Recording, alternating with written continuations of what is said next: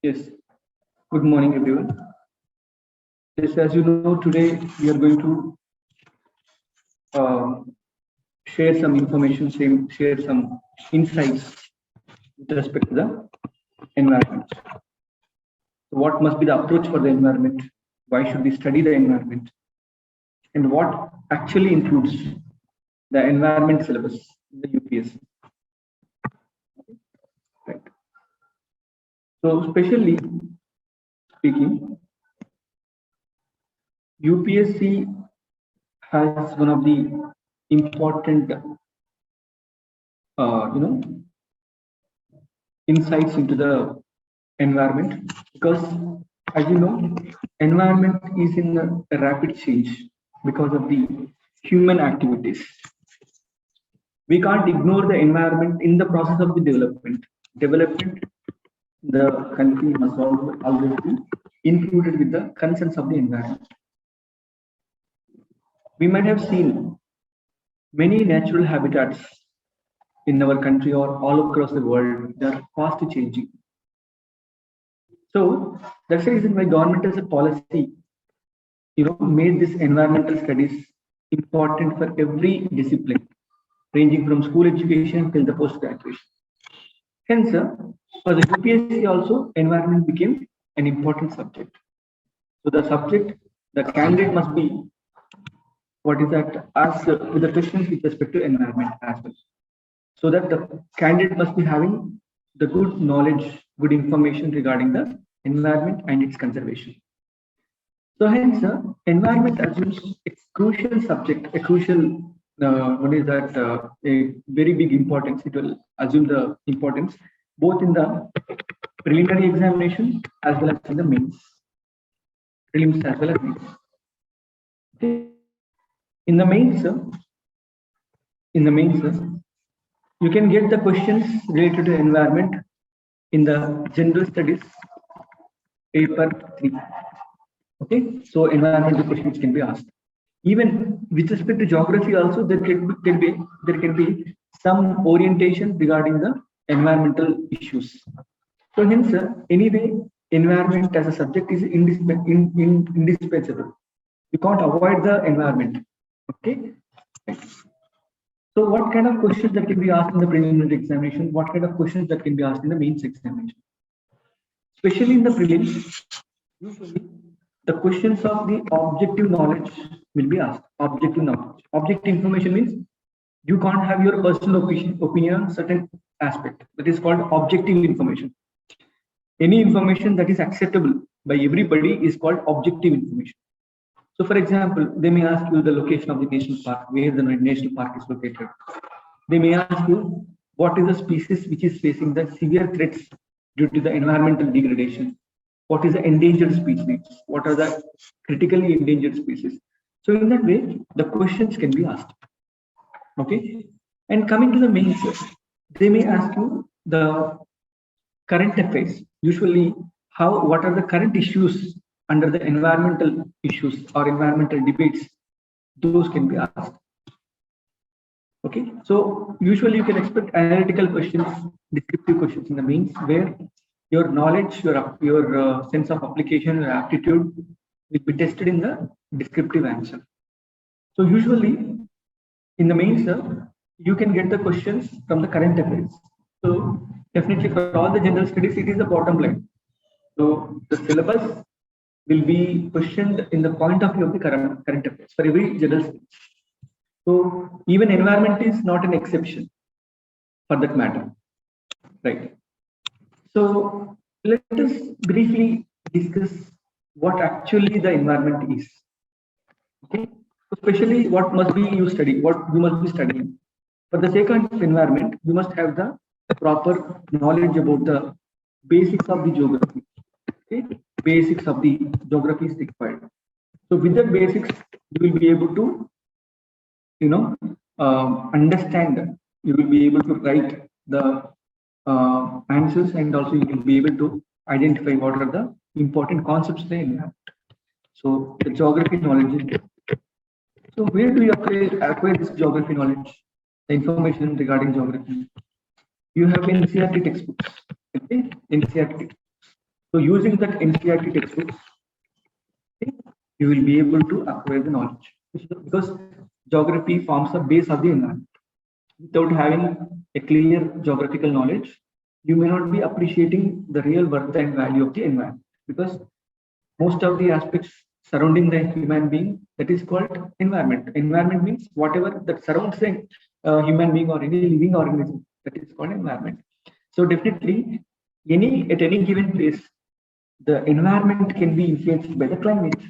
Okay, climate. So what is climate?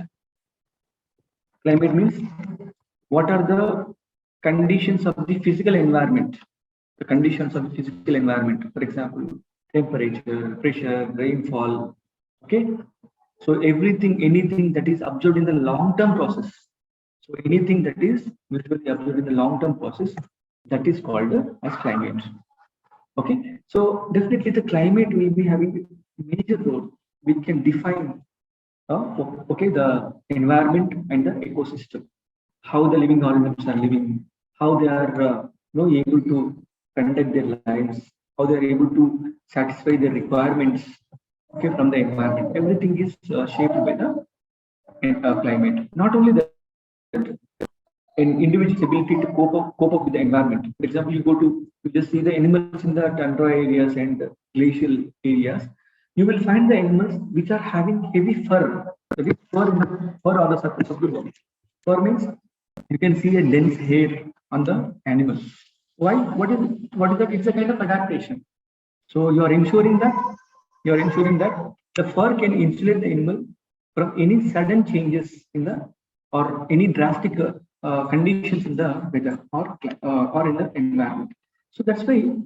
So an individual's survivability, individuals' adaptations, individuals' food habits, okay, and individuals' preferences, the reproduction, everything is decided by the climate of a particular region. Hence, the geography knowledge is very, very important. Right. So, where do you get the knowledge of geography? You can get the knowledge of the geography from the NCERT. Don't go through any standard textbooks for geography at the intermediate stage, because you need to learn the basics. Okay, every basic point you must be learning in a proper and systematic way. Are you following? So basically, NCERT textbooks are reader-friendly books.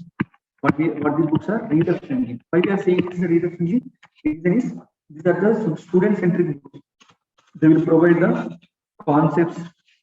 They will provide the illustrations, maps, any dimension, in every dimension.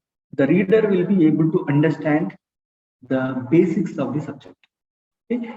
And moreover, don't hurry or don't become hurry and don't become hasty.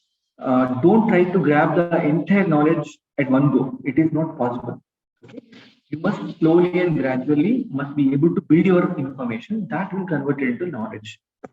Okay, so hence you must be very much cautious, right? So first of all, what is the point we are discussing? You must be able to study the NCERTs and you will be attending the classes definitely. So definitely the class and teaching as well as reading NCERTs will complement each other. So wherever you find any gray areas in the NCERTs, those will be cleared in the classroom. Okay, and of course concept will be explained and everything, and you will take the running notes, and along with that you will also be going to the NCERTs. That can really make the right foundation to happen. Okay, right. So this is what the overview of environment. So environment needs very, very objective information in the preliminary examination. And the trend of the examination, if you try to see, the trend of the examination is changing. Previously, previously environment questions were to be asked individually.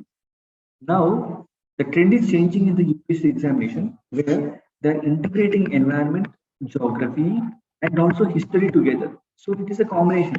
So they're asking the combination of the subjects. They're asking the combination of the subjects. So hence, while see, there is an advantage of learning environment at the intermediate stage. Reason is, you will be having 5 to 6 in hand to attempt the examination. You have to complete your intermediate and you have to complete your degree course as well. You must have the graduation in order to write the UPSC examination. That is well settled thing. But during this 5-year course, what will happen? You will be able to get the basics at the intermediate level, and at the next level, you will be able to learn the advanced topics at the degree level. Along with that, you will also be practicing the answer writing. That is one part. And the second part is you are going to learn the current affairs as well. The current affairs, because the current affairs will be very much helpful to appreciate the importance of the environment and also to meet the requirement of the examination. Because what examination needs, that is answered by the current affairs. Okay, so both must be studied in combination. You can't ignore the current affairs while you're studying the static subjects. So naturally, you are very much blessed people. Reason is you will be taught with environment and you will also be taught with current affairs. So both can be going in parallel. So hence, you will be able to appreciate the requirement of the UPSC examination. Okay, right. So do you have any doubts regarding the books and the concepts and other things? Did you get the clarity? What must be the approach for the environment? But the approach for the environment is, for the prelims, you must be clearly mastering the factual matter. The facts must be mastered. Okay, so location of the national parks, location of the biosphere reserves. Okay, what are the vulnerable species? What are the endangered? What are critically endangered species? Okay, what is biodiversity? What is ecosystem?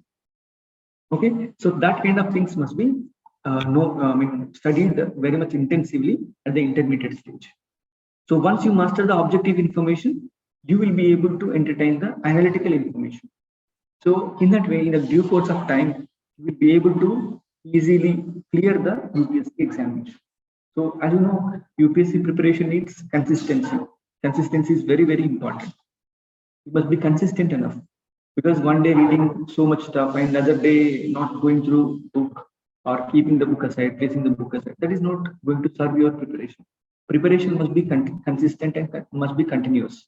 So in that way, you can sustain your momentum. Okay, right. So as you know, at the intermediate level, you will be given objective questions. Definitely, there will be a continuous assessment how you are going to, study the environment, so that at the same time you will be learning the concepts and you are going to apply the concepts by means of an examination. Okay. So is it clear for everybody? So what I spoken about the environment, did you understand? Hello? Please reply in the chat box so that I can come to know what is your take.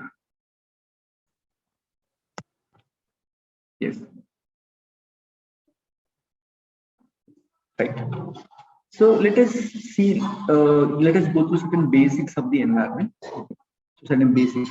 Okay, we can't just keep on discussing with the approach itself. Let us see how the environment is studied and what are the various dimensions of the environment. Right. So you understand environment and development. How the development is taking place. What is environment? I told you, environment is something which surrounds the individual. Which surrounds the individual. So it means everything that surrounds the individual can be considered as environment. There could be natural things surrounding the person, as well as the man-made or human-made things, man-made things surrounding the individual. Anything that surrounds the individual is called environment. Okay, so it means individual is surrounded by both living organisms and also non-living organisms. Living organisms and also non-living organisms. Living organisms are also called as biotic factors. What are these called as? Biotic factors. Biotic means living organisms are called as biotic factors. Non-living organisms are called as abiotic factors. What is that? Abiotic factors. So everything surrounds the individual. Okay. So we just understand human being cannot be in the existence in the isolation, because every individual, especially except plants or those organisms which are having photosynthetic capacity. What is that capacity? Photosynthetic capacity. Photosynthesis. What is photosynthesis? What is the meaning of photosynthesis? There are certain organisms which are able to prepare their own food for their survival. That is nothing but photosynthesis. How do they prepare the food? by tapping the sunlight. Photo sunlight, synthesis of the energy or synthesis in the biomolecules. That is nothing but photosynthesis. Okay, so except the plants and other living organisms, those which are having the chlorophyll pigment, other all organisms are called as heterotrophs. So it means broadly you can classify the organisms into autotrophs and secondly into heterotrophs. Autotrophs means those are the organisms which are having the ability to prepare their own food. That is called, those are called as autotrophs. So they can synthesize their own food. That is nothing but autotrophs. Heterotrophs means those are the organisms which depend upon the other organisms for their survival. So such kind of organisms are called heterotrophs. So tell me whether human being is autotroph or heterotroph. What is human being? Is he autotroph or heterotroph? You can unmute yourself and talk to me, okay? Because I can't guess what you people are thinking. Okay, are you able to listen what I'm speaking? Hello?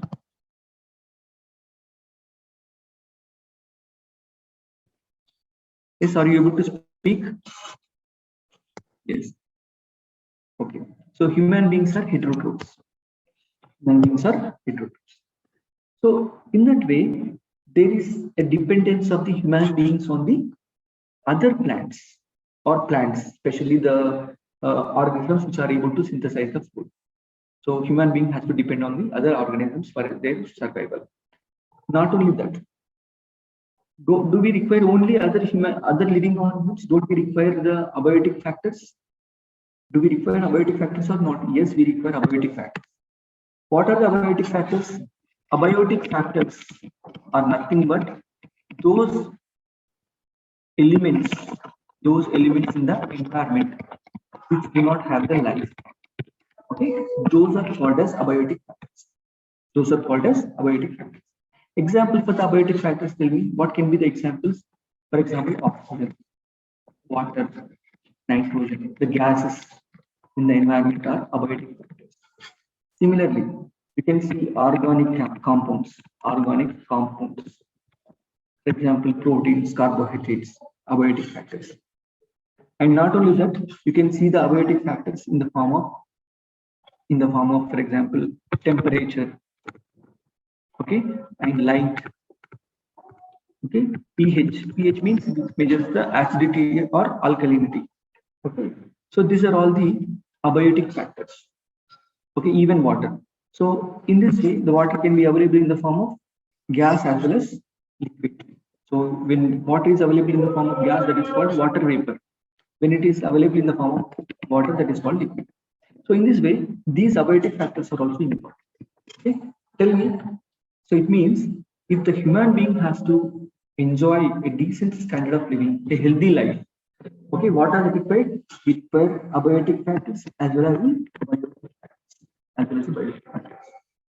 So what is happening in the name of development? In the name of development, we are spoiling the abiotic factors. We are also spoiling the biotic factors. Okay, so in the name of development, what are we doing? We are indulging in the large scale mining. Okay, mining is done. The name of development, what are we doing? We are actually constructing irrigation projects. The irrigation projects are also being constructed, and we are laying the roads, we are laying the pipelines, we are constructing huge infrastructure. But eventually, what is happening? So, in other words, we are occupying every natural habitat. But the natural habitat are also already, harboring the wildlife, harboring the other living organisms. But the greedy human beings, what they are doing? We are just ignoring the interest of the environment, interest of the abiotic factors as well as the biotic factors, and we are just, ensuring our own self-benefit. In this process, what is happening? In this process, what is that? The abiotic factors, for example, atmosphere. Atmosphere means, what is the meaning of atmosphere? The air which covers the earth, that is called atmosphere. That is being spoiled. So how it is being spoiled? Actually, what is happening? You are polluting the atmosphere. What you are doing? You are polluting the atmosphere. What is pollution? Anything called as a pollution which changes the natural composition of something. Suppose what is the natural composition of the air? Air must be having prescribed limits of prescribed percentage of the gases in the atmosphere. If any change that adversely takes place or adversely changes the composition of the air, and if the carbon dioxide is the concentration of the carbon dioxide is increasing or other gases increasing beyond the permitted level, that is called pollution. Okay, pollution is taking various forms. It could be air pollution, it could be water pollution, noise pollution. Not only that, the pollution and the human activities are also changing the landscape. What is that? Landscape. Landscape is the natural way of occurrence of the landforms, the mountains, the canals, okay, and other types of rivers. Okay, so the water channels, all these are being disturbed because of the heavy industrialization, heavy mining. So this is causing various, unintended consequences. This is causing a good number of unintended consequences. What are unintended consequences? For example, suppose you just see urbanization. What is urbanization? Tell me. Urbanization means, tell me, what can we, how can we define urbanization? Urbanization is a process where you can see the increasing number of urban dwelling population. Urban dwelling population. So urban dwelling population are increasing in the country. For example, according to 2011 census, the urban dwelling population in India was how much? 31%. Okay, 31% of Indians were the urban dwellers. It means India, out of 100%, 30%, more than 30% people are living in the urban areas. That is called, percentage of the people who are residing in urban areas. And as the number of people are increasing in the urban areas, that is the indication for the urbanization. More people are migrating to the urban areas. More people are residing in the urban areas for the sake of livelihood and other industrial opportunities. That trend is called as urbanization. But tell me, so because of that reason, what is happening? On one side, the urbanization is important. Why it is important? What is the reason? What is the advantage of the urbanization? It will increase the educational opportunities. It will increase the employment opportunities. It will increase the incomes for the government. The government income will be increased because urbanization leads to concentration of the economic activities. More activities takes place. More economic activities takes place in the urban areas. So that will become a source of taxation for the government. So government will also cope up the increased financial requirements. So in urbanization is important. The individual point of view as well as at the point of view of the government. But you just understand the urbanization is also having many side effects. What kind of side effects are you able to see? For example, you can see the traffic congestions. The congestions in the traffic became a very, very common instance in the cities. Okay, so that is causing a huge pollution. Pollution is more people are residing in a particular area, in a given area. So naturally, the tendency of the pollution or the possibility of the pollution also gets increased. Okay, and moreover, urban areas are creating a lot of slums. Slums means so the poor people cannot, get very decent habitation.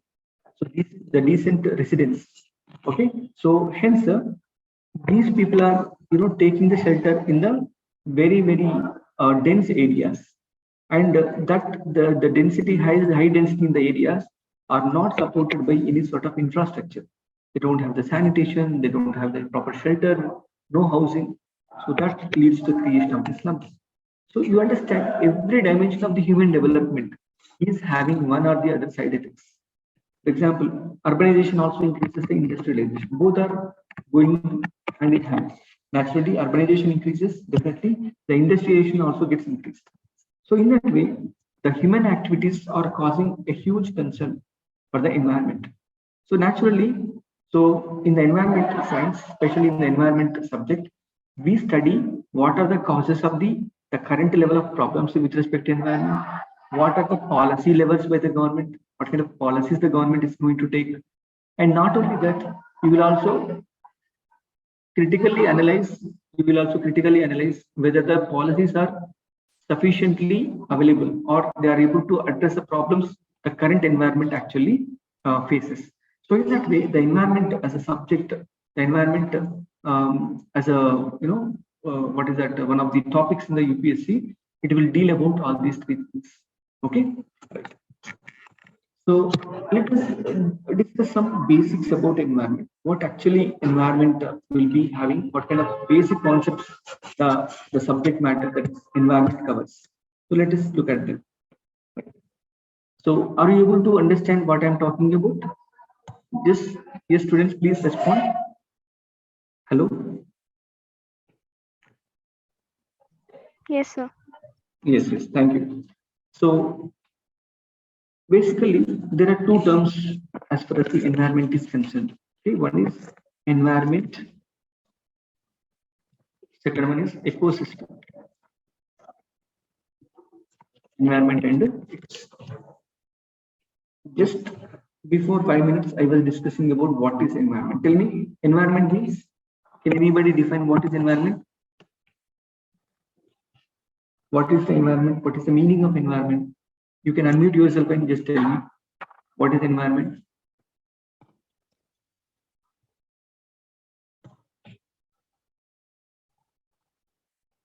Hello?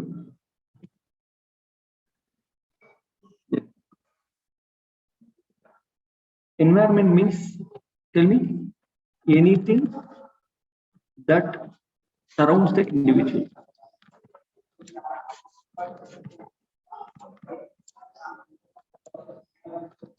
Anything that surrounds the individual, that is called environment. Anything that surrounds the individual, that is called environment. Then what is ecosystem? What is ecosystem? I told you, in a given environment, you can see biotic factors, and also what you can see, abiotic factors. Biotic factors and abiotic factors. These biotic factors and abiotic factors will be continuously exchanging. Two things. One is energy. Second one is material. Energy and material. So energy is exchanged as well as the materials are exchanged between the biotic factors and the abiotic factors. That process of exchange, or that sort of shared relationship between the biotic and abiotic factors, that is called as ecosystem. That is called as ecosystem. Okay, did you follow the kind of exchange process between the biotic factors and abiotic factors? Biotic factors means those are the living entities on the earth. Those are called biotic factors. And the common term for the non-living entities, that is nothing but abiotic factors. So both of these two will be exchanging material as well as the energy between them. This type of relationship is called as ecosystem. This type of relationship is called as ecosystem. Right. So in this way, the study of ecosystem is called as ecology. The study of the ecosystem and the relationship among the different species is called as ecology. Okay, environment, the ecosystem is a subsystem of the environment. Ecosystem is a part and parcel of the environment. Okay, right. Let us see how the ecosystem is organized. What is the organization of the ecosystem? Organization of the ecosystem. How can you find the ecosystem usually? So what are the factors which lead to the formation of the ecosystem? How the ecosystem is formed? Okay, that is explained by various dimensions. For example, so at any given level, the life starts with the individual. Life starts with the individual. Individual is counted. All the individuals will collect at one place called as population. Population means the number of individuals belonging to same species. There are certain individuals belonging to same species. They are when they are found at one place at a given point of time. That is called as population. That is called as population. Population will combine to give. Population will combine to give a concept called as community. What is that called? Community. So what is the organization of ecosystem? Ecosystem is organized. It starts from the individual. Individual join with respect to other individuals. That is called as population. Population will be the formation of the community. What is the meaning of community? What is the difference between population and community? In the population, you can find only the individual belonging to same species. For example, human population. So all we are Homo sapiens. So we are belonging to the same species.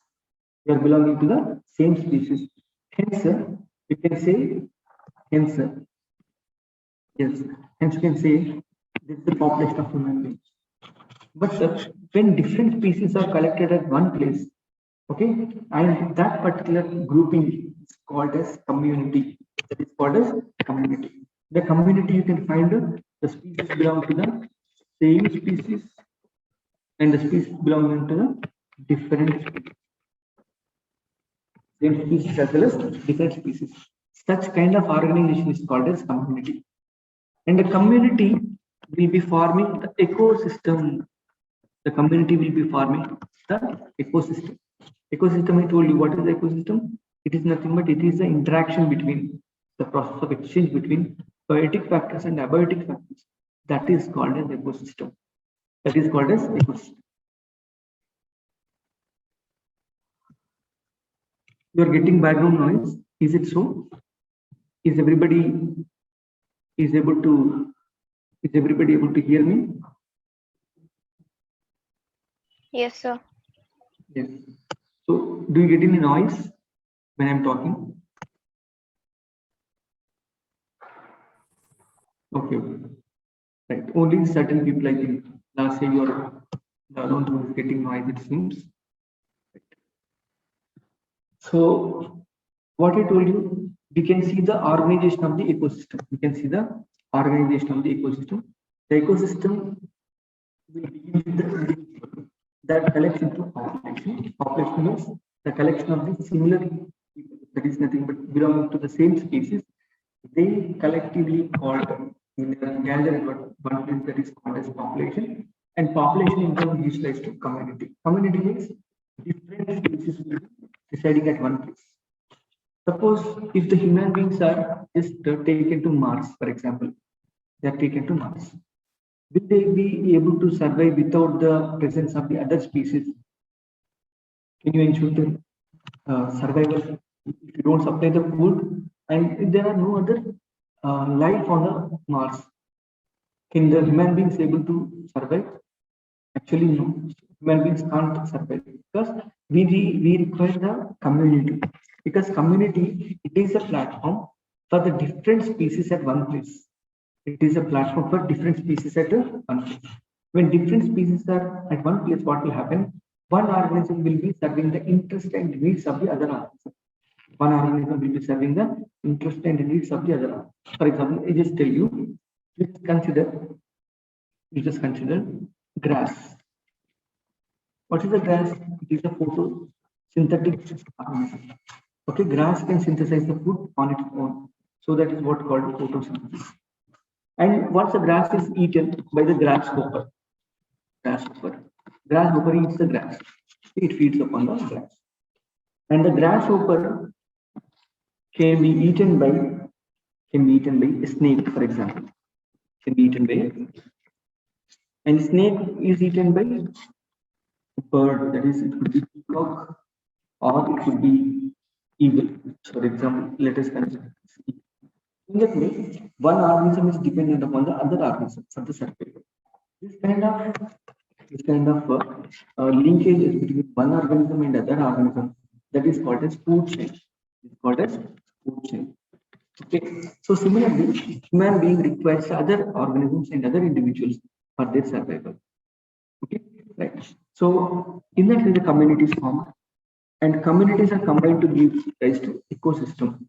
All the communities combine to give rise to ecosystem, and ecosystem is organized into biomes. Ecosystem is organized into biomes. What is the meaning of the biome? Biome means it is a collection of ecosystem, and ecosystem does contain the living organisms as well as the non-living organisms. So all these combine to give the concept of the biome, and biome leads to biosphere. Biome leads to biosphere. So biosphere is something. It is a life. Biosphere is nothing but it's a life which surrounds the earth. Which surrounds the earth. The earth is surrounded by the life.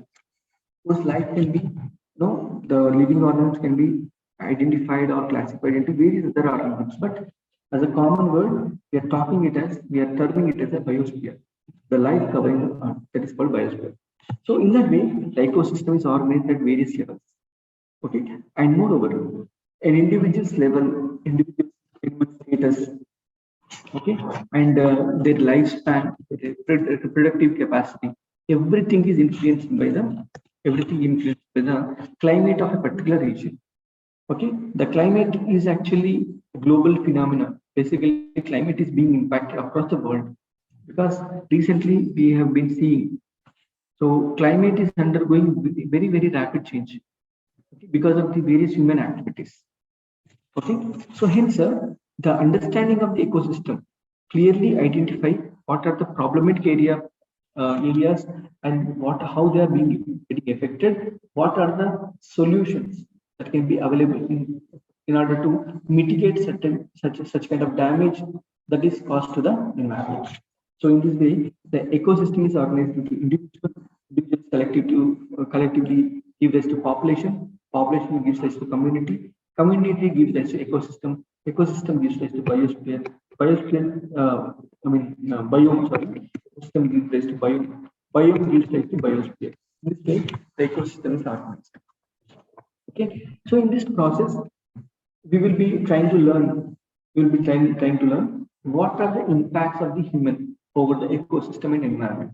How the air pollution is impacting, how water pollution is impacting various living organisms, what are the different important living organisms in the environment, and what is their role in serving the interests of the biodiversity, serving the interests of the conservation, etc. So we'll be studying that. Later, we'll be discussing the policies of the government. What kind of policies the government has taken up in order to protect the environment, in order to protect the environment, that will be studied. And moreover, especially in the environment, not only the domestic activities, because climate change became a global phenomenon. Climate change became a global phenomenon. Why the climate change became a global phenomenon? Because climate is nothing but it is a kind of weather situations or weather conditions throughout the world. So of course there could be regional variations in the climate, but overall the climate is a constant factor for the environment, okay, or for the other countries or all the countries about the globe. So naturally, when the climate is adversely changed in a given country, that also has a capacity to create the hostile environment in the other countries as well. So hence, we require a kind of a global consensus. Global consensus. Consensus means, what is the meaning of consensus? It's a kind of a unanimity. You must be having a unanimity at the global level regarding the efforts you are going to take.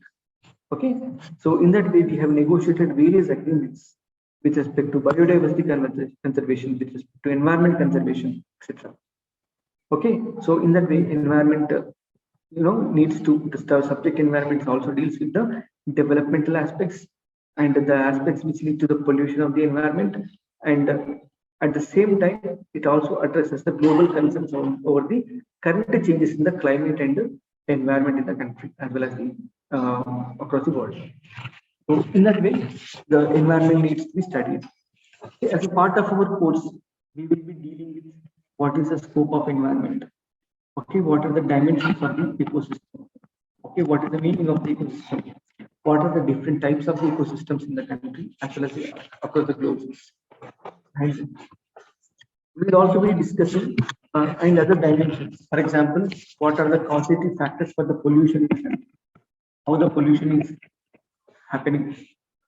And not only that, we are also discussing what is the biodiversity and what are the factors that lead to the loss of the biodiversity in the country. Okay? Because India, one of the globally, one of the part of the mega biodiversity hotspots. So because in India, the biodiversity is very hugely abundant. Reason is, for example, across the globe, if you try to consider 100% of the biodiversity, India itself is having 8% of the global biodiversity. So these 8%, out of these 8% organisms, there are at least few organisms which are completely specific to the area, specific to India. So hence India has a very important function to fulfill regarding the environment. Okay, right. And moreover, so as a matter of the environment subject, we will be dealing with what is environment, what is ecosystem, okay, what is the biodiversity, okay, what is the downside of the environment over the ecosystem, how the environment is causing changes in the ecosystem, sorry, how the pollution is causing the changes in the ecosystem, how the pollution is causing the changes in the what is that species composition in a particular area. So that thing we will be studying.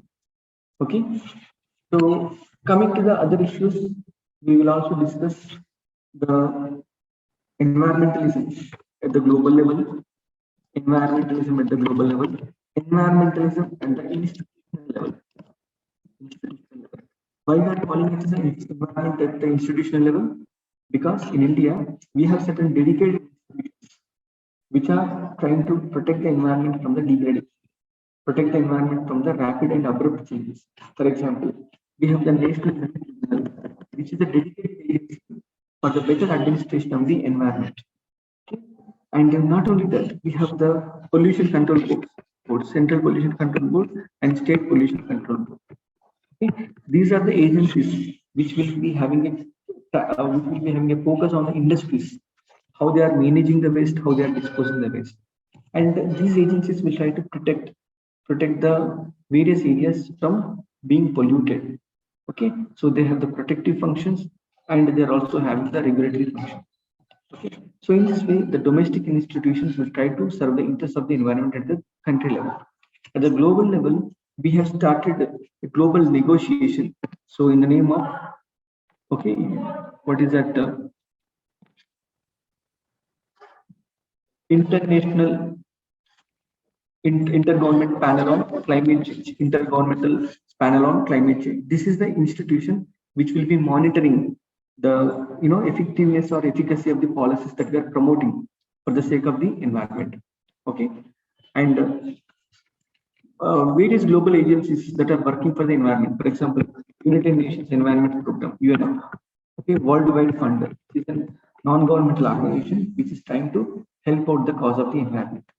Okay, so in our course, we'll be studying the environment, environmental pollution, biodiversity, and along with that, we are also going to study the public policy. Okay, so now the question is whether the public policy is able to address the rapid changes in the environment or not. To what extent it is able to address the environmental issues. So such kind of things needs the elaborated discussion. Okay, that thing will be taken forward as a part of our academic or environmental course. Okay, so in that we will be studying the basics of the environment and we will be providing the classroom notes. So that will be very much handy to understand the basics. And if you require any advanced level topics, you can easily go through a lot of current affair magazines so that you can get the original insights regarding the environment. Okay, so did you understand? And moreover, you must also take into consideration what kind of financial reforms, okay, financial reforms or economic reforms that the government is undertaking, and what is the impact of that economic reforms that kind of liberalize the environment over the environment. Okay, so because just you need the development, you don't have the right to spoil the environment. Okay, what is the conflict between environment and development? That is one dimension. Dimension number two is one is environment and climate change is one dimension. Dimension number two is biodiversity is another dimension, because biodiversity needs to be preserved because India secures almost on 8 to 9% of the global biodiversity in the India. So naturally, India has to secure the protection of the living organisms and the wide variety living organisms. Basically, why biodiversity? What is biodiversity? The different type of people existing in a particular ecosystem. Okay, that is called biodiversity. So bio means living, diversity means living organisms. So what different types of the living organisms are surviving in any particular area, that actually measures the biodiversity. So biodiversity is very important. Because why it is important? Because biodiversity will help us to survive our life or lead our life. For example, different forests will be giving us different resources. So it could be honey, it could be non-timber forest produce. What is non-timber forest produce? Anything which is other than the wooden products. That is called non-timber forest produce. For example, you're procuring the tamarind from the wildlife. There is nothing but trees in the forest. Okay, you are procuring the firewood from the forest. It means our life is dependent upon the environment. So in the course of that thing, what will happen? That is also impacting the biodiversity because the occurrence of the living organisms, their safety, security are being compromised because of the unmindful policies of the government as well as individuals. So hence, as far as the mains is concerned, the questions on the development and the developmental debates, okay, the importance of the biodiversity, okay, that kind of questions may be asked. So as an environment course, we'll be learning the basics. We'll be learning what are the various aspects, dimensions of the ecosystem, aquatic ecosystem, terrestrial ecosystem, okay, mountain ecosystem. In that we will be studying. And we'll also be discussing the policies addressing the environmental issues. And we will be trying to learn the problems with respect to the failure of such policies. And eventually we are able to write an exam. So especially, you must take very much serious regarding the examinations conducted in the classroom, especially in the college. That can help in the better assessment of your subject. And not only that, that will also provide a kind of introspection. Introspection means you can take the critical view of yourself and you can also put your analysis, how you are studying. So in that way, this package will help you in the better preparation. Okay. Any queries from your side? Please ask me. Hello. Don't you have any queries? Hello.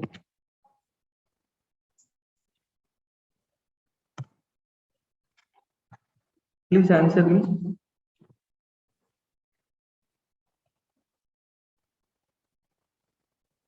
You can type the message or you can unmute yourself and talk to me. So could you develop some basic information? What is environment? What is ecosystem? Hello?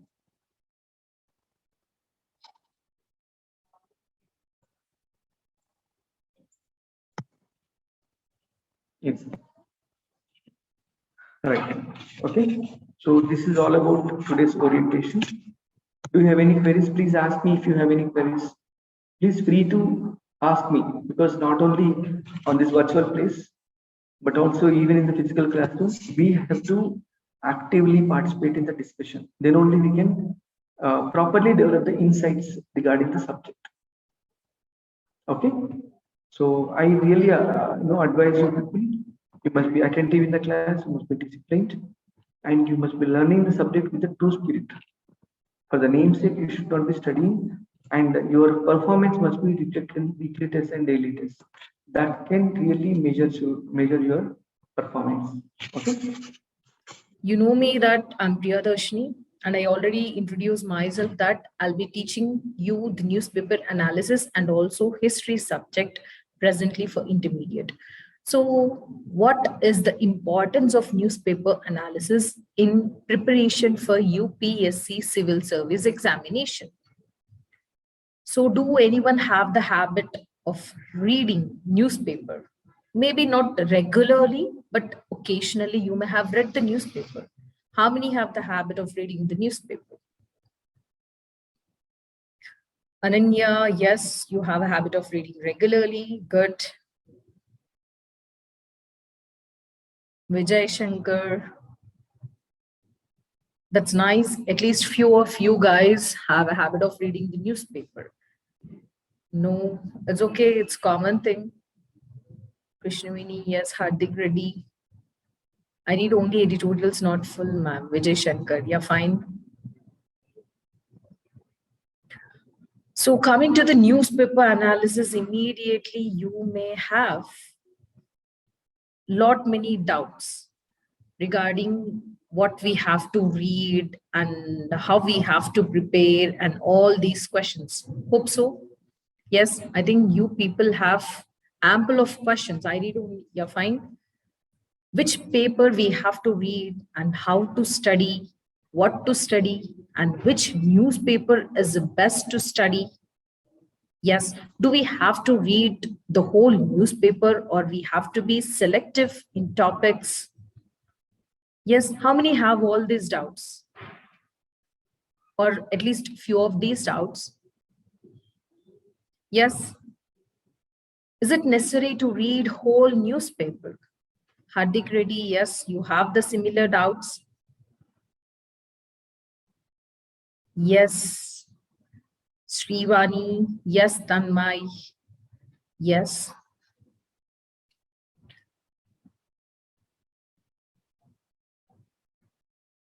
So here you have, yes.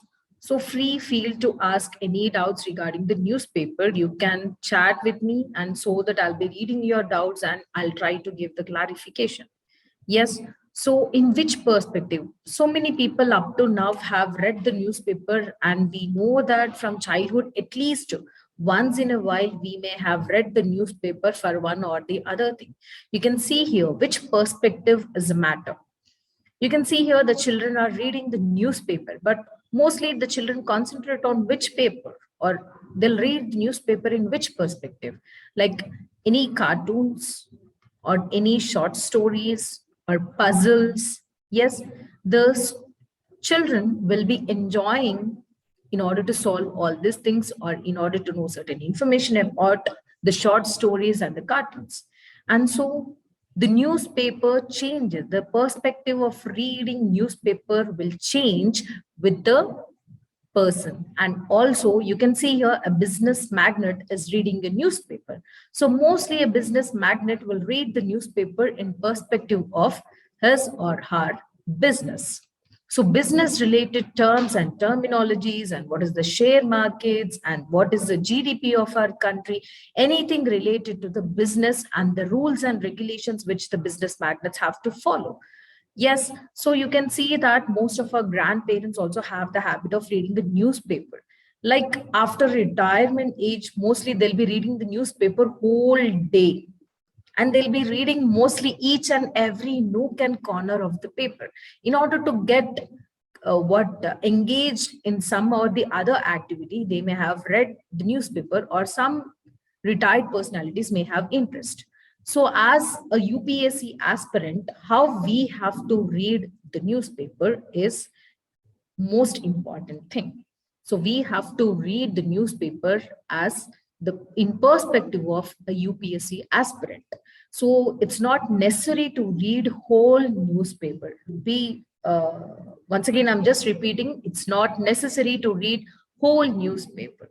If you read whole newspaper and it will take whole day for you to understand the newspaper in perspective of UPSC. So first myth is we have to read whole newspaper, just come out of that myth. So what is actually the importance of the newspaper? Yes, as you can see that 80% of your competitive exams, yes, 80% of the questions which are in any competitive exam, not only UPSC civil service examination, but any examination, 80% of the questions are from newspaper itself. So how many know that 80% of the questions are from newspaper? And I give you examples also. You may think that ma'am is just exaggerating the newspaper analysis, but it's not the thing. Definitely they'll be asking many questions. You can see here recently, have you ever seen 2022 prelims UPSC question paper? Any of you guys saw the prelims question paper of UPSC civil service examination, which was held recently, that is in 2022. Have you seen the question regarding Ramanujacharya statue? May just I saw, yes, no, ma'am, no, it's okay. So whoever have seen the question paper, did you recognize that there was a question regarding the Ramanujacharya statue? And no, okay, fine. So now you just go back after this class to download the UPSC Prelims 2022 Prelims question paper and just see this question. So you have to know that it is in news. Yes, Ramanujacharya actually belongs to 12th century. He is a Vaishnavite or saint. Yes, so in news we have read that the statue was established at Hyderabad. So you have to go back to history and study about the Ramanujacharya and also the concept of Vaishnavism and 12th century and certain news about the Ramanujacharya. So this question was directly given in 2022 prelims question. Yes, it's not only this year. You can find many questions. I'll give you many examples that have you ever heard about Paris Climate Agreement? Anyone? Because of climate change, we are seeing that many agreements are being done by the international organizations. So United Nations Framework on Convention on Climate Change. This is an international body which established this Paris Climate Agreement. So there was a question in prelims regarding this Paris Climate Agreement. So, and even recently, there was a Senkaku Islands. Senkaku Islands were actually present in East China Sea. These Senkaku Islands were actually administered or under the control of which country, friends? Do anyone know? These Senkaku Islands are in East China Sea. So in order to prepare for UPSC Civil Service examination, you have to cope up with world map and also our India map. So Senkaku Islands, where they exist, East China Sea, they are administered or under the control of which country, friends? Japan. But China is claiming that the Senkaku Islands belongs to us. So Japan should come out of the Senkaku Islands administration and the China will be taking care about the administration of Senkaku Islands. This was a claim by whom? China. So this was in news recently. Directly, the question in prelims 2022, there was a question regarding Senkaku Islands too. So you can understand that newspaper is much more important. As I already told you that 80% of the questions for any competitive exams comes from the newspaper. But how to identify the topics? And one more thing, it's not only like when you read your UPSC syllabus, the syllabus consists of general studies. Yes, different subjects you have in general studies: history, including art and culture, geography, polity, social justice, international relations, economy, yes, disaster management, environment. You have many subjects in general studies. So you will be reading all these general studies in your NCRTs or given running notes and everything. But coming to GK, general knowledge, do anyone can answer the difference between general studies and general knowledge? Do anyone can answer the difference between general studies and general knowledge?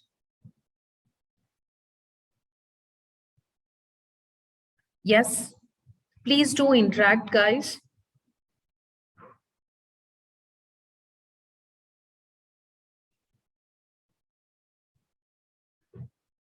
Please do interact. Are you listening to the class? Or just you have no one is answering? What is the difference between general studies and general knowledge? GS is knowing about from the basics. We can't unmute, ma'am.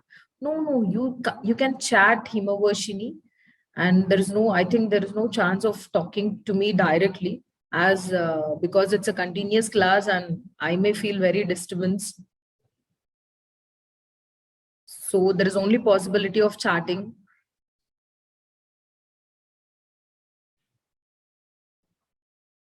GS is knowing about from the basics.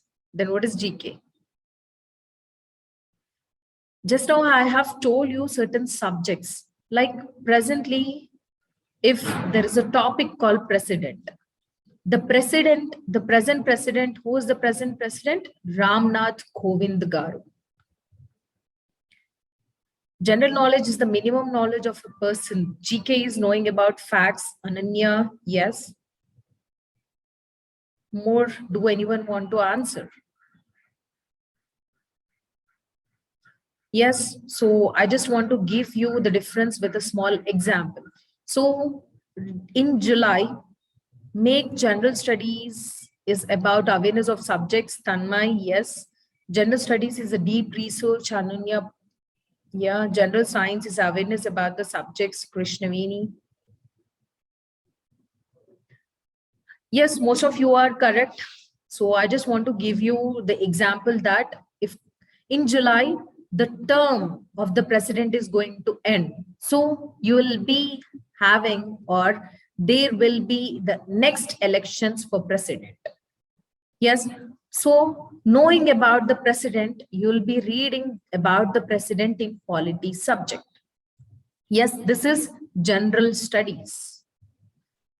Knowing about the president, yes, knowing about the elections of the president, knowing about the term of the president and nomination and who and what are the qualifications of the president and what are the powers of the president. Different powers do exist for president, maybe judicial powers, financial powers, political powers, military powers, legislative powers, and many other powers do exist for president. So reading all this information is just general studies under the subject called polity. When coming to the general knowledge, you have to know up to now how many presidents are there in India. The present Ramnath Kovind Garu is 14th president of India. So how many presidents have acted up to now? Means more than 2 times. How many presidents have worked or hold the position of the president? The only one person hold the position of the president twice. The first president of India, Rajendra Prasad Garu. Yes, how many women presidents are there? The only one woman president is there. That is, who is the woman president of India? Do anyone know? So once you come to the offline classes, I'll be asking this question. Yes, wonderful. Pratibha Patel. She is the woman president of India. So these are certain factual information about your general studies is general knowledge. So UPSC civil service examination will not concentrate only on general studies. It also concentrates on general knowledge questions. So I give you the examples like, I think most of you people have the mobiles with you. So in your mobiles, you can see on the top end that when you're using Wi-Fi or when you're using Wi-Fi symbol or when you're using the data, there is a symbol called VOLTE like this, VOLTE. Have you observed this? How many have observed that in your mobile, VOLTE will be on the top right when you're using particularly internet? If you did not see, please do see now. Yes, I have observed Krishnavini, yes. So there was a question regarding VOLTE in prelims. Yes, voice over LTE, wonderful Himavarshini. Yes, this there was a question in UPSC civil service examination that what is the difference between LTE and VOLTE. So not only the general studies will be asked, the general knowledge questions will also be asked. And nowadays we can see that wherever we go, we are using which type of bulbs, LED bulbs are being used. Yes, earlier we have used incandescent bulbs, the bulbs which consist of the filaments. Yes, the earlier bulbs which consist of the filaments are called as incandescent bulbs, but presently what Are we using the LED bulbs? And Government of India and different state governments are concentrating that street lights and even your household lights should be replaced with LED bulbs. True or not? Nowadays, we can see mostly the LED bulbs on the street lights, even household bulbs also, we are also using the LED bulbs itself. Yes or no? This is a general knowledge question which is not available in general studies. You have to understand. So there was a prelims question regarding what is the difference between incandescent bulbs and LED bulbs. So it's not only that if you read books and you leave the things, then you may not qualify or we may not qualify the prelims or the mains questions, because both general studies and general knowledge have to be read parallelly. Did you understand, guys? Yes, all these things are available in your newspaper itself. So this is the importance of newspaper in prelims and also mains. Is it clear? Is it clear the importance of newspaper, or do you want me to explain more? Yes. Yes. So how to identify, ma'am? What to read in newspaper? The next question is how to identify that, what to read in the newspaper, or whether when you read the newspaper, how to check yourself that whether you are going on the right path, particularly on basis of UPSC civil service examination or not. Yes, definitely it have to be checked by yourself. And how you'll be checking? First, you have to go through the syllabus of UPSC civil service examination. Yes.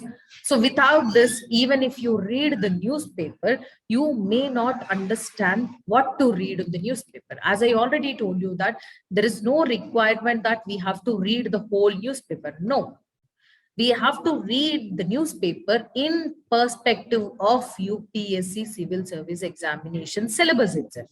But I bet you guys, when you see the syllabus of UPSC, please do download today from.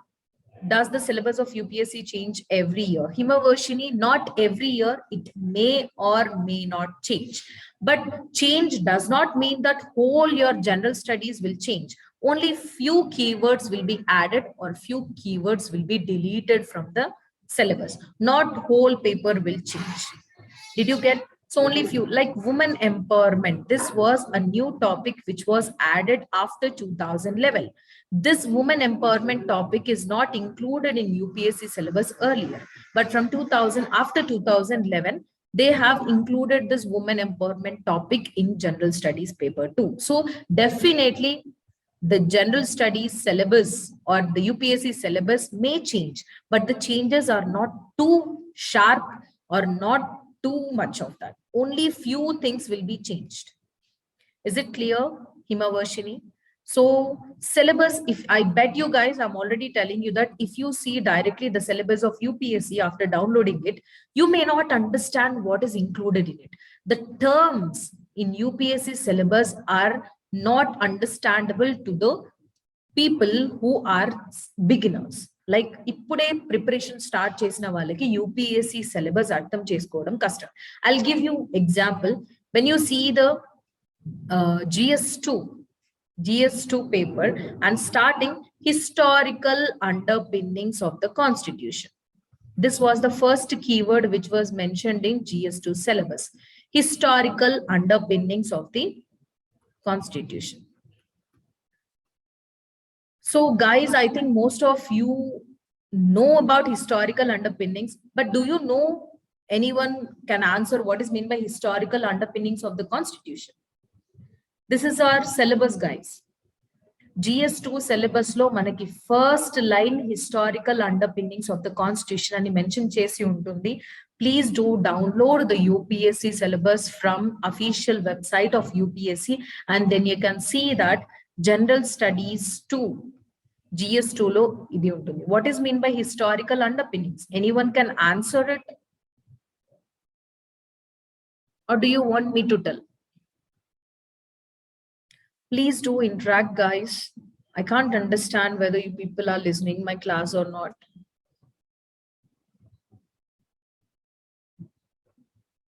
I don't know, you tell ma'am, I don't know anything about that. You say it, miss, can you tell ma'am? Okay, fine. Means the background for our constitution.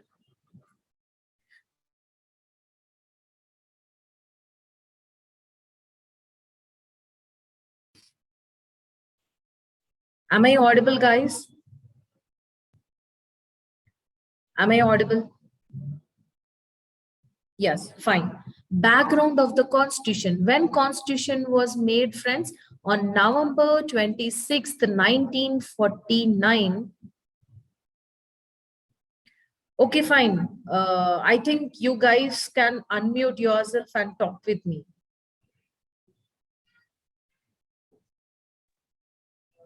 If you have any doubts, you can talk with me, but please make sure that who are talking with me, just tell me your name also. So on November 26th, 1949, our constitution making process was completed. And on Jan 26th, 1950, our constitution was adopted. Yes.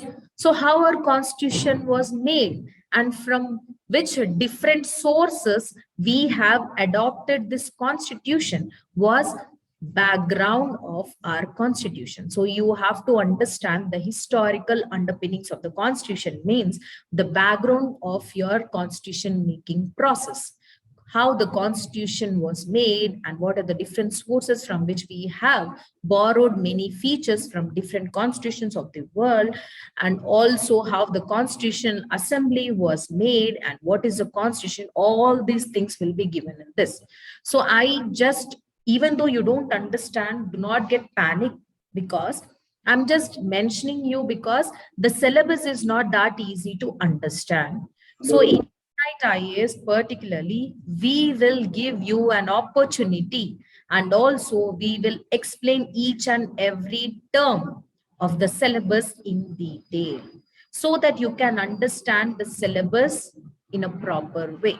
Without this, you can't read the newspaper as in the perspective of UPSC aspirant. Is it clear, guys? Yes, ma'am. Is it clear? Yes. So how to link means how to read the newspaper. Do you read the newspaper as a news or whether you have to link it with something? Means definitely you have to link. For example, I already told you just now the topic of president. So when you read about the topic of the president in news, you have to read the news and you have to link with the subject also. Now the Ramanujacharya was in news. A statue of Ramanujacharya was deployed in Hyderabad. So immediately you have to relate this Ramanujacharya and 12th century Vaishnavite saint with history subject. As I already told you that you should also note down certain general knowledge or certain factual information about that particular news. And you have to compare the previous year's prelims and mains question. As your intermediate, you will be concentrating more on prelims perspective. So previous year's prelims questions will also be discussed with you in detail. So this is called newspaper analysis. You getting? I did not mention that we are not making you to read the newspaper. We will make you to read or analyze the news which were existing in newspaper. Yes, and there is no hard and parcel that you have to prepare only one newspaper, but mostly the UPSC aspirants will prefer the Hindu paper. And I'm once again telling you that it's the paper, what paper you prefer is not much, but in what way and in which perspective you are reading the newspaper matters. So even nowadays, you can also read the Indian Express newspaper too. Yes, but in institute, we prefer Hindu newspaper and we will be analyzing the news, linking with subjects and making you note certain general knowledge topics and also linking that news with previous year's questions. Is it clear how we are going to teach the newspaper? Yes. Yes, ma'am. Yes, Fine. ma'am. So coming to the Hindu newspaper, what we have to read, ma'am? included certain topics here, including with, you can see the pattern. The front page is much more important. You may think that editorial, directly we will go to the editorial, ma'am, so that editorials are most important. As you may have seen most of the videos about what to read in the newspaper. Everyone will be telling that the editorials are most important, most important. But I bet you guys, you can't understand directly the editorial without the basic knowledge. The language which they use is sophisticated language where the common people like us may not understand it properly. So in order to understand the editorial perspective, first you have to have certain basic knowledge. So in intermediate, your basic knowledge will be imbibed. Like first thing, what you have to read in a newspaper, the front page of a newspaper. Yes, because what happens in the world, India, and also the region where you're existing, that information, the daily information will be on your front page, and link the headlines with the general studies syllabus. So by reading the headline, sometimes you may understand that this news comes under so and so subject. So you have to read the news and link with the subject. This gradually develops. It cannot be happen within a 1 or 2 days. So we are here to help you guys. And next, directly you have to go to the 6th page of the Hindu paper, that is the editorial. And this also you may not understand, but until and unless you understand, we are here to guide you and how to read the editorial from top to bottom. And one more thing, each and every editorial consists of only 1 or 2 or maximum of 3 points. So these points will be elaborated in a paragraph or in an editorial manner. So even though you don't understand whole editorial, there is nothing problem. At least you have tried. But essence of that editorial means the summary part of the editorial is much more important. And next is the 7th page called op-ed page. Opinion or open for, no, I just want to give this task for you guys. What is the full form of op-ed? Yes. So op-ed page is opinions given by the different personalities. So we have to read this page. And coming to the 10th or 11th page will be your world page, international relations. In order to learn certain information about international relations, you have to read the world page too. And next comes the business page. Here you will be reading certain information related to Reserve Bank of India, SEBI, Monetary Policy Committee, our GDP, inflation, and no need to read any information about the Sensex. Do not read. And any information about the laws which were made by the government of India and any pension related government schemes, all these comes under your business page.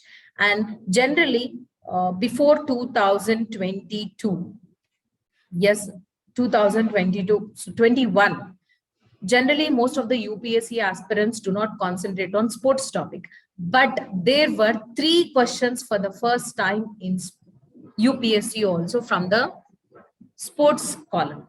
So definitely you have to read now the sports topic also. UPSC Union Public Service Commission is just unpredictable. So you have to be prepared for unprepared. So these are the topics you have to read. Opposite side of editorial, ma'am, op-ed, yes, yes. Is it clear what to read in the newspaper? And you may think that we may not read the newspaper on Sundays. We can skip the Sundays newspaper. But I bet you guys nowadays the Sundays newspapers are also much more important. And any city news means, if I just want to tell you that example, Ramanujacharya statue was deployed recently at Hyderabad. That is actually the city news. But that statue was deployed by union minister. So it becomes the national news too. Any city news, if they are important, then only we have to read the city news. But generally, it's not much important.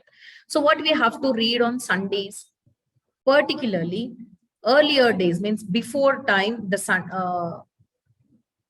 earlier, the Hindu newspaper have a page called Life.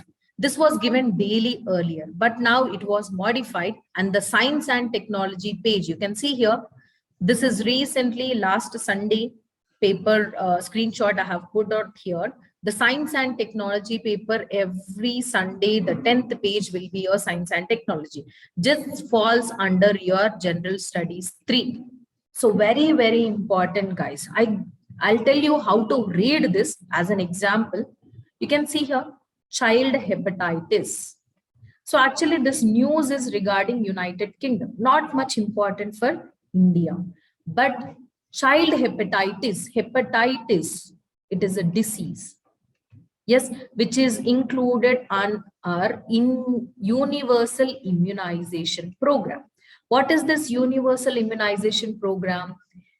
I think you guys know that after birth, all the kids in India will be given different types of vaccines in the form of injections, or polio in the form of orally they'll be giving you certain drops. Yes, so in order to prevent many diseases from the kids, this universal immunization program was launched by India. So up to now, 12 different types of vaccines are provided for 12 types of diseases, and one disease in that is hepatitis. So government of India have launched a program, and programs and policies comes under your GS2. But you can see here, science and technology falls under GS3, but programs and policies of the government comes under GS2. Means the hepatitis disease comes under both GS2 and also GS3. So what is hepatitis disease? Do anyone know about it? Hepatitis? Do anyone know about the hepatitis disease?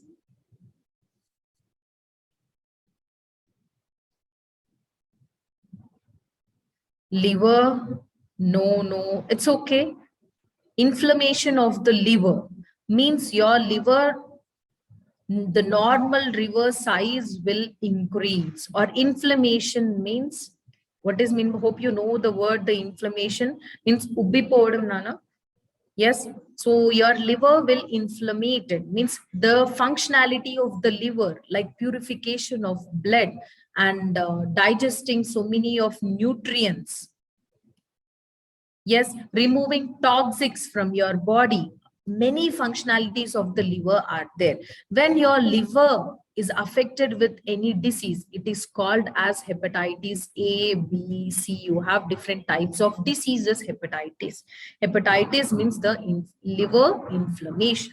So you'll be in science and technology topic, you'll be knowing about this disease under GS3, and under GS2, you will also know about the different programs and policies launched by Government of India and also the state government in which you belongs. You're getting how to read the news. Here, the news is not much important, but only the headline is much important. So here, the general knowledge is knowing about the disease, and general studies is knowing about this disease in perspective of Government of India frames policies and programs. Is it clear, guys? And even on Sunday, the 11th page will be your frequently asked questions. You can see here. This is also recent Sunday's paper. I have made a screenshot in order to make you understand. Yes. So how will G7 development plan impact India? I can tell you certain questions, guys. This frequently asked questions of Sunday's paper of particularly the Hindu, the headlines were directly given as mains questions. Many questions were repeated like that. So it's very important. And you can see here measuring earthquakes. So there was an earthquake. In geography perspective, you'll be learning. This is a subject. This is a news actually. First, you have to read the news, what happened and everything. And then you have to link this with the subject geography. And you have to know the topic earthquake. Yes, different types of earthquakes and how earthquakes are measured, the Richter scale and magnitude of the earthquake, everything have to be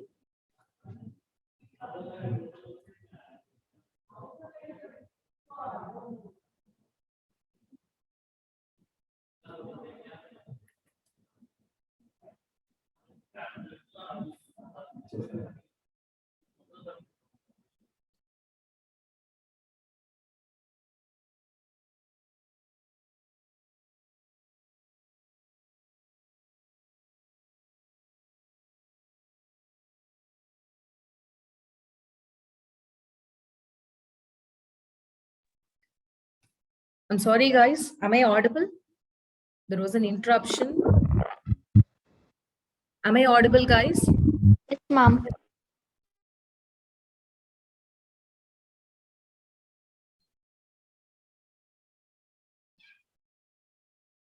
I'm sorry.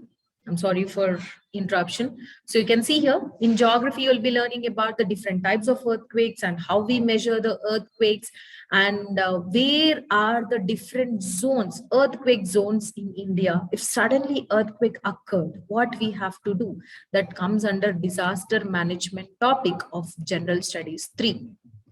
You're getting? So this is how you link with the subject. This is how you read the news, and you have to check the previous year prelims questions on earthquakes and prepare for previous year's prelims question. Is it clear? And next you can see here, G7 development plan impact India. So first you have to know what is this G7 group of 7 countries. Yes, this comes under international organizations, particularly under GS2. So international organizations like United Nations, yes, World Trade Organization, World Health Organization, like many international organizations are there. You have to know about it. And certain regional organizations are also in news, like SARC. Yes, BRICS, South Asian Association Regional Cooperation, Brazil, Russia, India, China, and South Africa, BRICS, Shanghai Cooperation Organization, and ASEAN, and many other regional organizations are also in news. So you have to know certain information or background about this organization. So similarly, certain developed countries of the world have a grouping called G7. So India is a developing country and India is not part and parcel of G7 countries. Any organization where India is member, definitely you have to know about it. 2021 prelims, 20 prelims question, there was a question regarding G20. Prelims question. So which of the following countries are not members of G20? This was a prelims question. So immediately you have to know that who are the members of the G20. Means in world, the 20 countries are included and they formed an organization called G20. So in G7, what are the countries which are existing? Means based on previous year's prelims question, we can read the news and link the subjects and create the general knowledge topics too. Is it clear? I'm just giving you an examples. That's it. This is a way how you have to read the newspaper. So Sunday is also important. Even if you do not read Sunday whole newspaper, it's okay. But read this 10th and 11th pages, that is science and technology, and also the frequently asked questions papers. So coming to the example, this is yesterday's question, yesterday's Hindu paper. This is front page. Center to soften punitive steps in environmental cases. So environmental topics comes under GS3. Under GS3, there was a topic called environment. So government of India have changed certain rules and regulations regarding environmental cases. As we know that climate is changing drastically and creating a lot of problems to us. Yes, it's our responsibility to withhold this climate change and lead to sustainable development. Means you have to use the resources in the world for ourselves, and also we have to let these resources to use in the future generations too. If we use the complete resources of the earth now itself, then our future generations may not have the resources to use.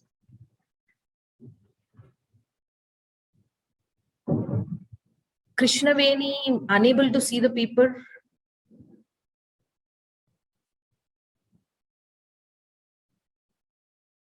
Now can you see? I'm sorry, I have. Can you see the paper? You would have told me earlier, because I'm continuously telling you the things and you haven't seen the paper. You can see here. No one told me. I think no one is listening properly. Yes, this is a measuring earthquakes. I told you that the earthquake subject, and also how we measure the earthquake, what are the types of the earthquakes, and what are the different earthquake zones in India. Yes, coming to the G7 topic. Yes, you got it. Fine. So you can see that yesterday there was a news regarding environmental case.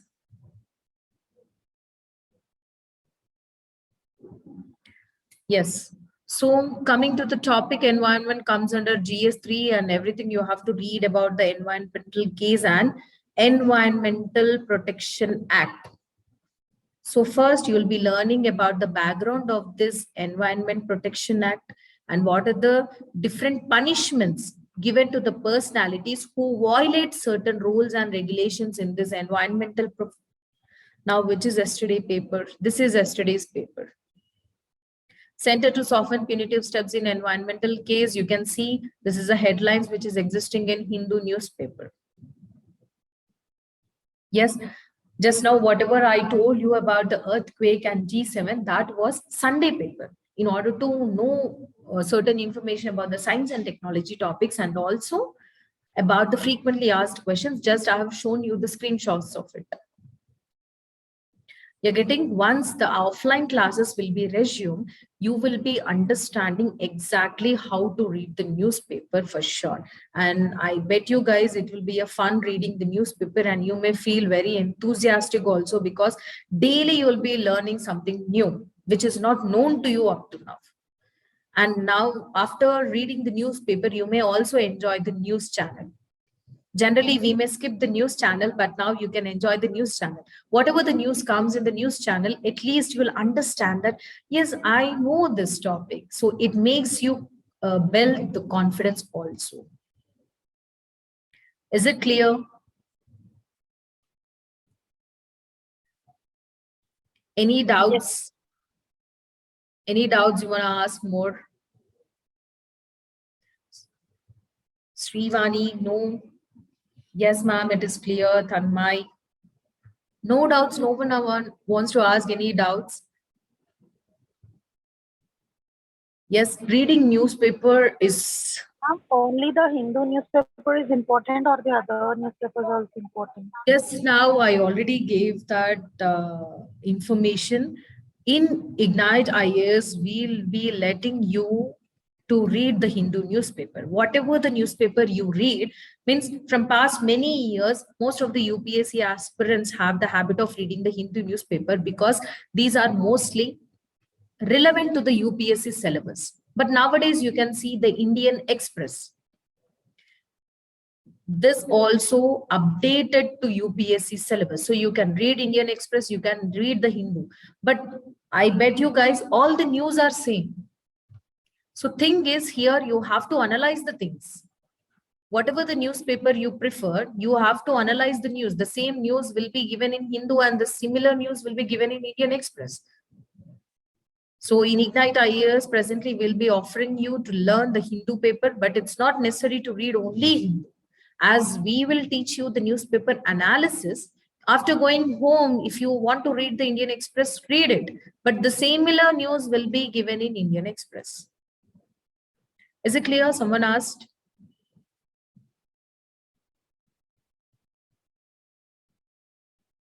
Am I audible?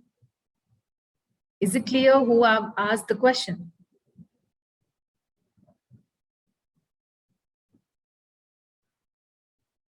Yes. So more any questions regarding newspaper analysis? Yes. Or any questions, guys?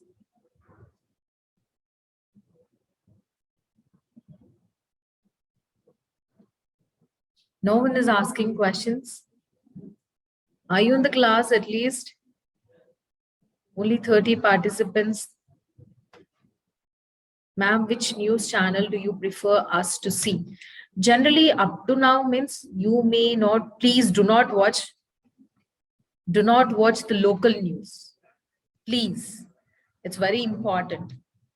Is it important? Ananya, I just explain you that definitely the newspaper itself is important. 80% of the questions are from newspaper.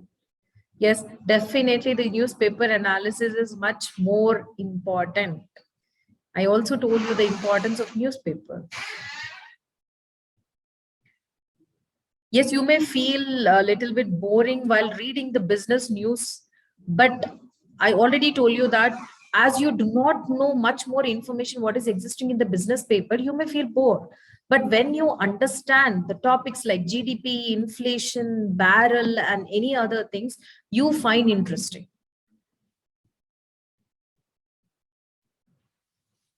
Yes, do not watch the local news, but watch certain debates in Rajya Sabha TV.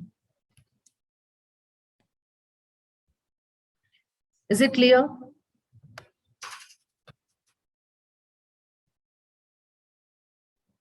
Someone asked me, ma'am, is there any separate class for reading newspaper or we should only take out some time to read? No, no, I just already told you that we'll have a separate newspaper analysis class in Ignite IS. That is the best thing I can tell you. You'll have a separate class in order to analyze the newspaper because it's the most important thing you have to do. Dikshit, is it clear?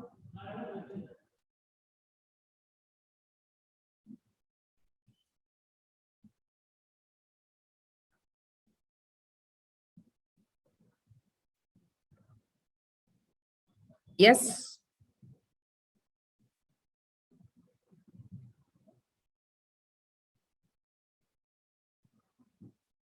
More any doubts?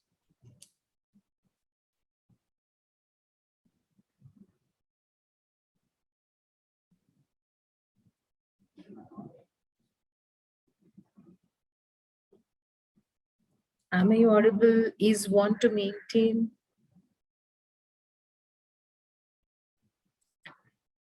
Definitely, you have to maintain notes. Definitely, because you will not write the UPSC prelims examination nearby.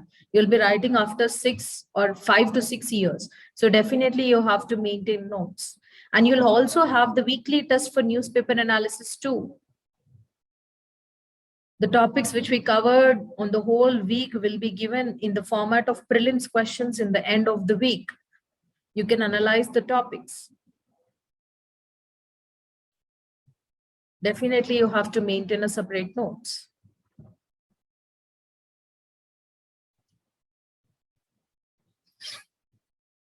More any doubts?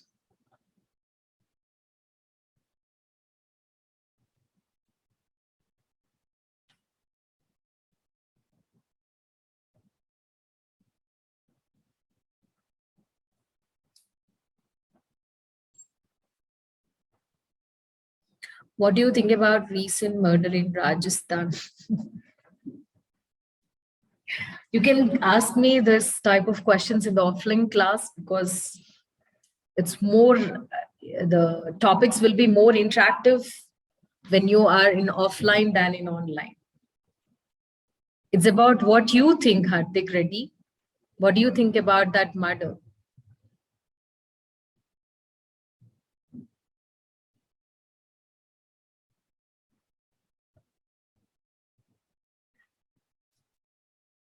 Certain political topics, like one politician have scolded another politician, and the murder of someone like this, or different topics, you have to analyze the things.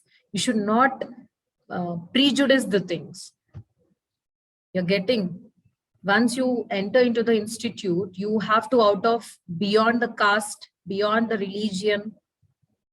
Yes, you are coming here as a human being, and you have to think in the perspective of human being itself.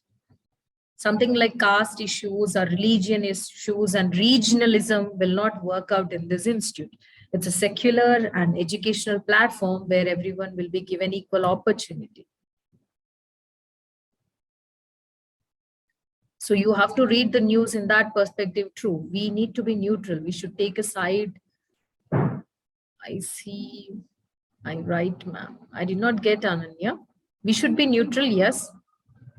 That is for sure.